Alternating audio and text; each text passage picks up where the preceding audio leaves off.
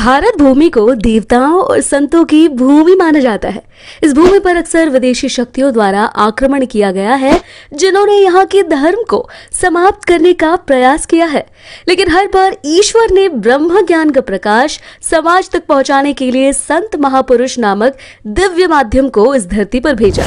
जी हाँ, आज हम प्रेमानंद महाराज जी की ही बात कर रहे हैं, जो किसी सितारे से कम नहीं। प्रेमानंद महाराज के जीवन की बात करें तो उनका जन्म उत्तर प्रदेश राज्य में कानपुर के पास सरसोल तालुका के अखरी गांव में एक ब्राह्मण परिवार में हुआ था।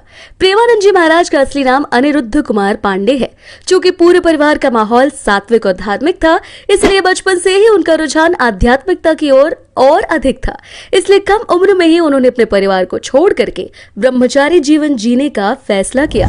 और अगर प्रेमानंद जी महाराज की फैमिली की बात करें तो उनके पिता का नाम शंभुनाथ पांडे और माता का नाम रमा देवी है।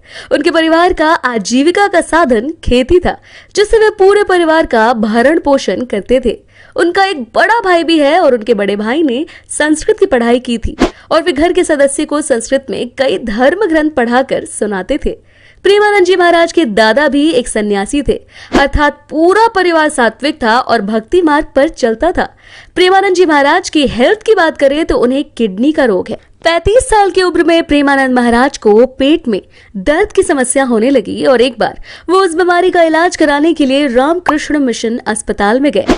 डॉक्टरों द्वारा किए गए कुछ परीक्षणों के बाद पता चला कि प्रेमानंद महाराज की दोनों किडनियां खराब हो गई हैं और पूरी तरह से फेल हो चुकी हैं और उनकी जिंदगी के महज 4 से 5 साल ही बचे हैं। लेकिन उस भविष्यवाणी के बाद भी 17 साल बीत गए, पर आज भी महाराज जीवित है। उन्हें सप्ताह में 3 बार डायलिसिस उपचार कराना पड़ता है। आश्रम में उनके लिए स्वास्थ्य की सारी व्यवस्थाएं की गई हैं। प्रेमानंद जी महाराज आयु की बात करें तो सवाल सबसे ज्यादा यही पूछा जाता है। उनकी जन्म तिथि के बारे में कोई भी जानकारी उपलब्ध नहीं है, लेकिन महाराज के अनुसार उनकी उम्र 60 वर्ष से अधिक हो चुकी है।